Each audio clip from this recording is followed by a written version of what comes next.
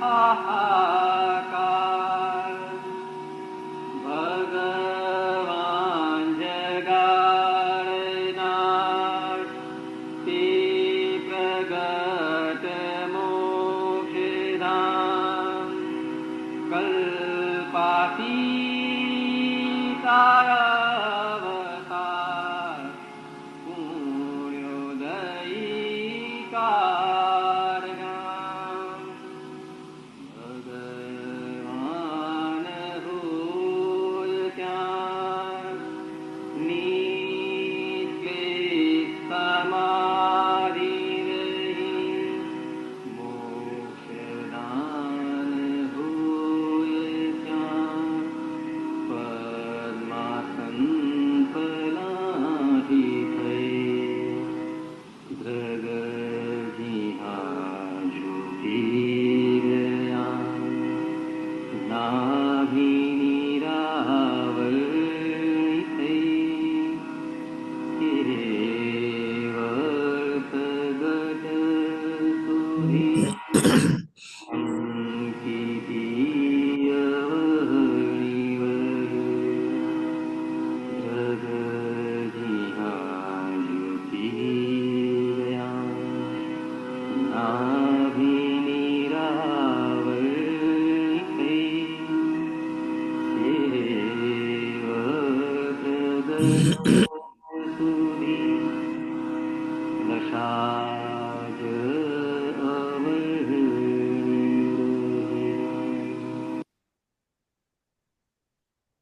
જય સચ્ચિદાનંદ.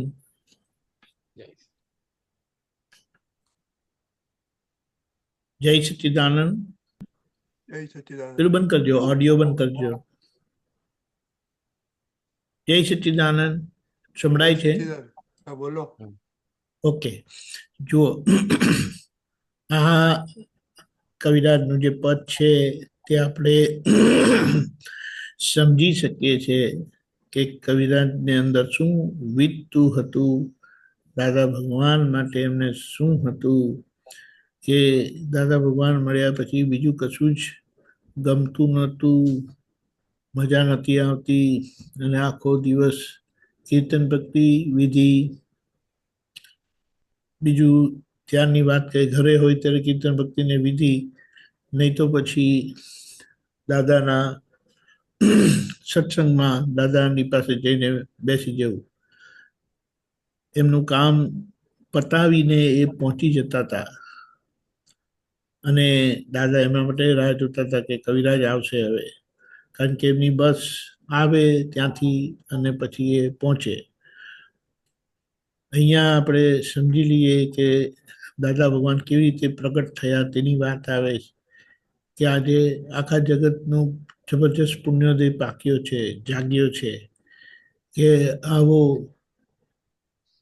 જ્ઞાનાવતાર, અક્રમ જ્ઞાનાવતાર પ્રગટ થયો કે જેના આધારે કે એ જ્ઞાની પદ વિક્રમ ટોચ, એટલે કે એમનું ઐશ્વર્ય નો હાહાકાર મચી ગયો છે કે રસ્તે ચાલનારને જેને કશું જ આવડતું નથી, ભગવાન શું છે, કોણ છે, ક્યાં રહે છે, શું કરે છે, એની કશી જ ખબર નથી, અને એમને સીધો ભગવાનનો તાજ પહેરાવી દઈશ, ભગવાનના ખોળામાં બેસાડી દઈશ અને મોક્ષ હથેળીમાં આપી દઈશ.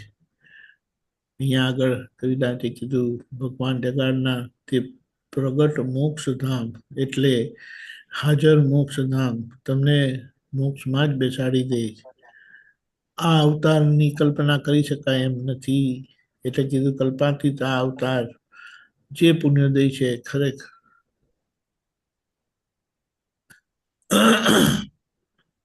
જગતના લોકોનું પુણ્ય આજે પણ છે, અને જે ઈચ્છે તે સીધી મોક્ષની અનુભૂતિ અહીંયા જ હમણાં કરી શકે એમ છે. હવે લોકોની પુણ્ય પણ એનો લાભ દરેકને જરૂરથી મળશે. આપણે કોઈ નેગેટિવ ઉચ્ચારણ કરવું નહીં, નહીં ભાવમાં, ન વચનમાં, ના આપણા વ્યવહારમાં.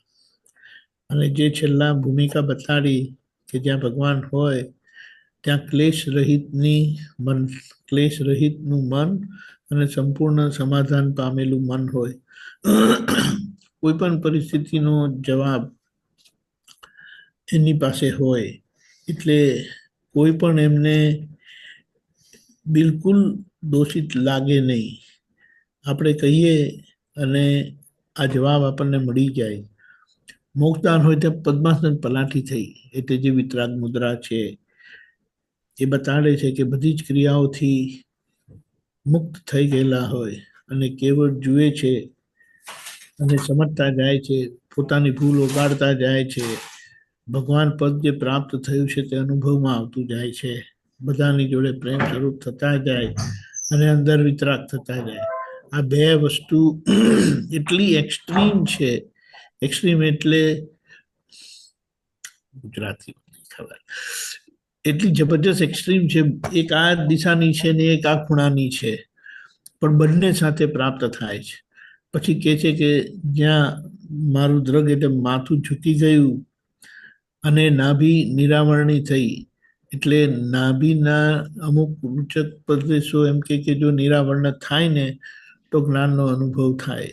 હવે દાદાએ એ નાભી નિરાવરણ કરી આપી છે અને ધીમે ધીમે પૂર્ણપણે જ્યારે ખુલ્લી થઈ જશે ત્યારે આપણું કામ પૂરું, કમ્પ્લીટ. કારણ કે નાભી પ્રદેશમાં અમુક આત્માના પ્રદેશો એમ કે ક્યારે બંધ એટલે કે આવરાતા નથી. એનું કારણ એક જ વસ્તુ કહીએ કે આપણે આપણું નામ ભૂલતા નથી. બીજું, આપણે આપણું ઘર ભૂલતા નથી. અમુક વસ્તુ જે આપણને ખ્યાલમાં રહે છે ને તે ગજબની આખી સ્થિતિ છે આપણે કુદરતી શરીરની રચના કે જેમાં નાભીના અમુક પ્રદેશો એમ કે 8 રૂચક પ્રદેશો આવરાતા નથી. એ આપણે પછી કોઈ બીજી વખત વાત કરીશું. પણ જ્યાં સુધી કેવળ જ્ઞાન એટલે બધી ક્રિયાઓમાંથી મુક્તિ નહીં થઈ જાય ત્યાં સુધી સંકિત એટલે સંપૂર્ણ સમાધાન, સમાધિ અવર્ણનીય રહી. અને છેલ્લા કીધું જ્યાં માથું ઝૂકી ગયું છે, નાભી નિરાવરણ થઈ છે અને કેવળ પ્રગટ થશે ત્યાં સુધી આ દશા જે છે મુક્તતાની, અભેદતાની, પ્રેમ સ્વરૂપની એ સ્વમાં સ્થિત થઈ જતી જાય છે અને એનું વર્ણન થઈ શકે એમ નથી. આ પદ તો જબરજસ્ત છે.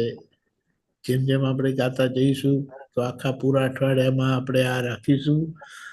નહીં સમજણ પડે તો સત્સંગમાં પૂછજો, પણ આને માણવા જેવું છે અને એ જ આપણે દાદા સ્વરૂપ થતા જઈએ. જય સચ્ચિદાનંદ.